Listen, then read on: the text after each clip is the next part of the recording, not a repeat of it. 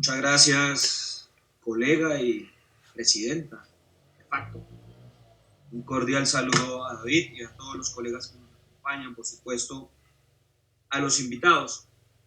Miren, este es un tema que de seguro podríamos aquí invertir horas y varias sesiones de esta comisión que celebro hoy empiece sus labores, esta comisión accidental contra o anticorrupción e integridad pública. Y yo quiero hacer algunos comentarios que resultan valiosos.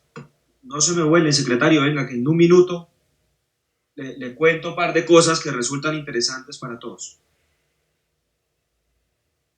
La corrupción, creo yo que en eso nos equivocamos al creer que hacer imposible la contratación es un método anticorrupción.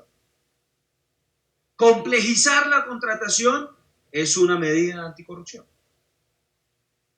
Centralizar la contratación resulta otra de las medidas anticorrupción. Y perdónenme, me aparto de esas medidas, porque a mi juicio son una medida más de corrupción. Y podría aquí citar cantidad de ejemplos, pero el tiempo resulta corto. Pero en mi departamento pasan temas que hemos advertido, presidente David, en diferentes oportunidades. El tema de los operadores. El PAE en Putumayo no hay ningún contratista que tenga posibilidad de prestar. Entonces llega un operador de una ciudad capital al Putumayo, secretario Andrés, no tienen oficina, no tienen absolutamente nada a prestar el PAE. Adivinen qué termina pasando. Subcontrata con contratistas locales.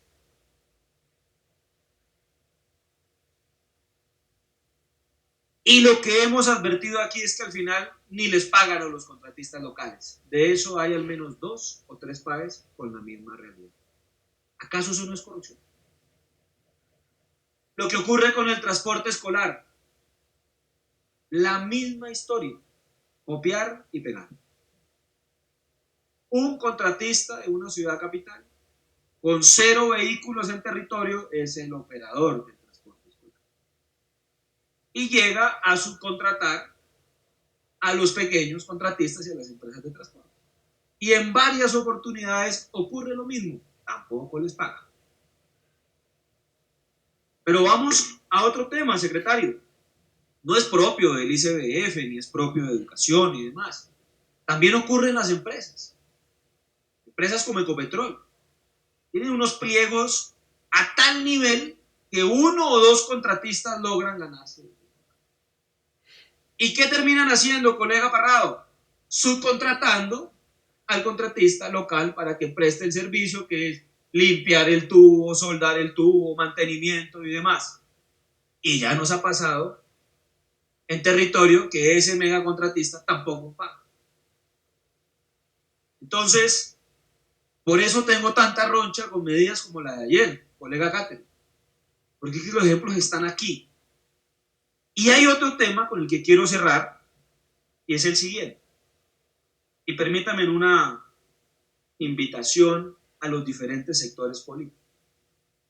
La corrupción no tiene partido político. No es propia de sectores políticos, y en eso también nos equivocamos aquí en el Congreso.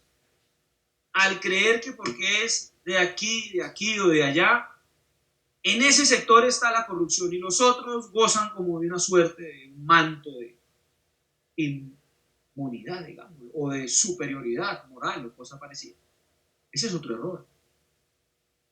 Y yo tengo que aquí confesar algo que me tiene bastante bajo de nota.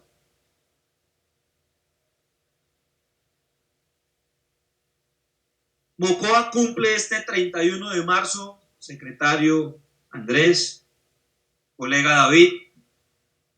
Usted me acompañó en 3 debates y me acompañó en 6 audiencias públicas.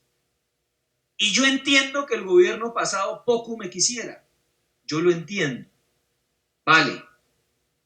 Entiendo que el entonces director de la Unidad Nacional de Gestión del Riesgo de Desastres poco cariño me tuviera.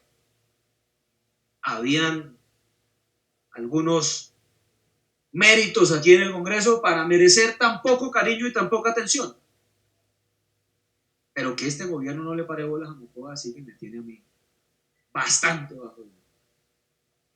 La Unidad Nacional para la Gestión del Riesgo de Desastres, que es la principal responsable de la reconstrucción de Mocoa, secretario Andrés, vino a responder un derecho de petición meses después.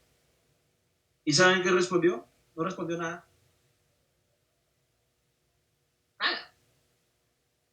Que sí se puede, pero que no se puede, pero que sí, pero que la entidad no es ella, pero que eso, hombre, seamos serios. Seamos serios, no juguemos con la gente y no juguemos con las necesidades. ¿Saben qué es lo paradójico de la reconstrucción de Mocoa? Que tenemos recursos. ¿Y sabe dónde están los recursos, secretarios? En una fiducia. Los recursos están. ¿Sabe qué faltan, David? Las casas. La semana pasada citaban a una reunión a los afectados por el tema, que llevan 6 años de reuniones. Presidente David, no tuvieron la delicadeza ni siquiera de reservar el lugar de la reunión. Llegaron a la reunión los afectados y empezaron los de la unidad a decir, ¿ustedes no reservaron? ¿Nadie? ¿Cómo así? Si ustedes están. ¿Y sabe qué les dijeron en esa reunión? Nada. Estamos viendo el gobierno pasado, el secretario pasado, la unidad pasada y demás. Hombre, ya no más. Ya estuvo bueno. Ya, la campaña se acabó, hay que mover más los pies y menos las manos. En vivienda no ha pasado nada. En obras de mitigación, secretario Andrés, y dejo esto aquí, en esta comisión, y lo hago en el marco de esta instalación. Las obras de mitigación son las que van a evitar que Mocoa se vuelva a inundar y ocurra la tragedia que ocurrió. Pues es urgente que se hagan. ¿Sabe qué ha pasado? Eso, nada. ¿Quién entiende? La primera fase, que algunas obras se han terminado, no las pagan, no les han pagado a los contratistas porque eran contratistas del gobierno pasado. Y de paso quebraron a un pocotón de gente. Y la fase 2, que le tocó a este gobierno, colega David, con recursos que en el Congreso anterior aprobamos, más de 200.000 millones de pesos. 200.000 millones de pesos, ¿sabe dónde están, secretario? En una fiducia.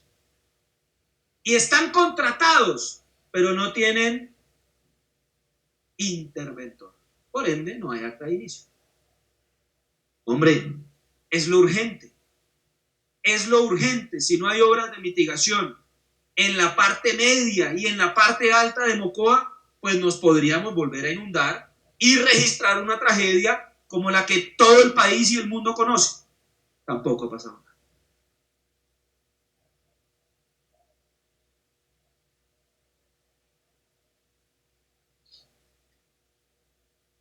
Y de eso nada ha pasado.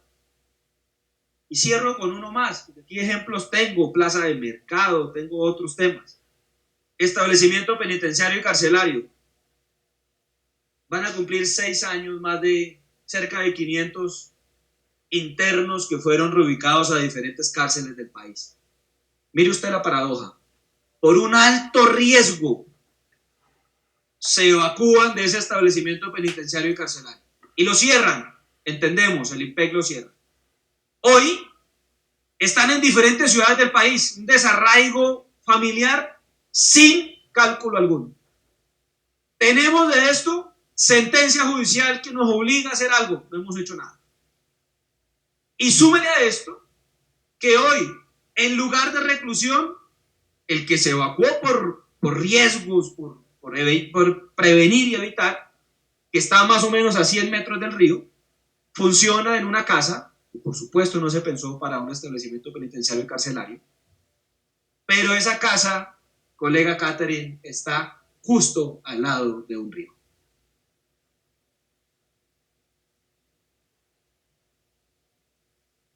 Colega Ardila, yo lo invito a que uno de los primeros debates de control político que adelantemos desde la comisión sea toda la problemática que nos acaba de relatar en Putumayo y Mocoa, que sin duda necesita acción del Estado y que desde el Congreso se promueva un control efectivo. Vamos a darle la palabra por 3 minutos y nos toca cerrar.